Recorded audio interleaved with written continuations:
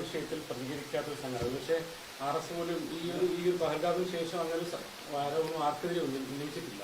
അല്ല, നിങ്ങൾക്ക് പ്രത്യേക താല്പര്യം ഉണ്ടാവും. നിങ്ങളിപ്പോ UDFന്റെ ഘടകകക്ഷിയായിരിക്കല്ലേ. ഇപ്പൊ മറ്റ് മാധ്യമങ്ങൾ പ്രവർത്തിക്കുന്ന പോലെ അല്ലല്ലോ മീഡിയ വൺ പ്രവർത്തിക്കുന്നത്. ഞാൻ പിന്നെ തെരഞ്ഞെടുപ്പിന്റെ സമയത്ത് നിങ്ങൾക്ക് നിങ്ങളുടേതായ അവകാശമുണ്ടെന്നുള്ളത് കൊണ്ട് ഞാൻ പ്രത്യേകിച്ചൊന്നും പറയാത്തതാണ്. തെരഞ്ഞെടുപ്പിന്റെ രംഗത്ത് UDFന്റെ ഒരു ഔദ്യോഗിക ചാനലായിട്ട് നിങ്ങളിപ്പോൾ മാറിക്കഴിഞ്ഞിട്ടുണ്ട്. നിങ്ങൾ ആ നിലയിൽ പ്രവർത്തിച്ചുകൊണ്ടിരിക്കുകയാണ്. അതിനൊരു വിപ്രതിപത്തിയില്ല. നിങ്ങൾ ധീരമായി മുൻപോട്ട് പോവുക. UDFന് അതുവഴി ഒരു കരുത്ത് കിട്ടുമെങ്കിൽ അത് നല്ല കാര്യമാണ്.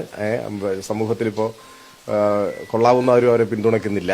അപ്പോൾ ജമാഅത്തെ ഇസ്ലാമിയുടെ പിന്തുണ കൊടുത്തതിന് ശേഷം ചാനലും അവരുടെ ഒരു പ്രചാരണം ഏറ്റെടുത്തു എന്നുള്ളത് കഴിഞ്ഞ ദിവസങ്ങളിൽ വ്യക്തമായിട്ടുണ്ട്.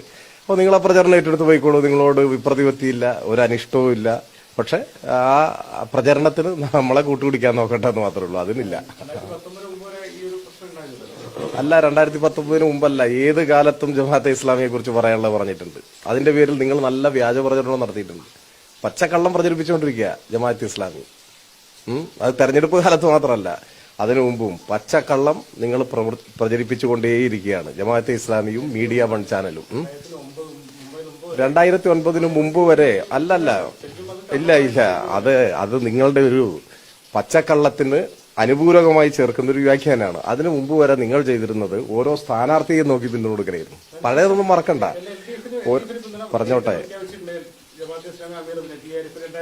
അല്ലല്ല, പിന്നെ നിങ്ങൾ ഓരോ മണ്ഡലത്തിലും സ്ഥാനാർത്ഥിയെ നോക്കി പിന്തുണ കൊടുക്കുമായിരുന്നു.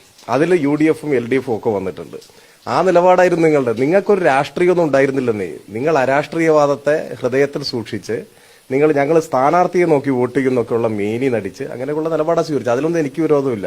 നിങ്ങൾ RSSുമായി ചർച്ച നടത്തിയ ഇന്ത്യയിലെ ആദ്യത്തെ ആ വിഭാഗത്തിൽപ്പെട്ട ഒരു സംഘടനയാണ് നിങ്ങൾ. അതിനുശേഷം ഞങ്ങൾക്ക് രാഷ്ട്രീയമൊന്നുമില്ല എന്ന നാട്യം നിങ്ങൾ സ്വീകരിച്ചു. നിങ്ങൾ ഓരോരുത്തർക്കും പിന്തുണ കൊടുക്കുകയാണെന്ന് പറഞ്ഞു. നിങ്ങൾ അങ്ങനെ പല നിലപാടും സ്വീകരിച്ചിട്ടുണ്ട്. നിങ്ങൾ പണ്ട് സർക്കാർ ജോലി സ്വീകരിക്കില്ലായിരുന്നു, അറിയാമോ?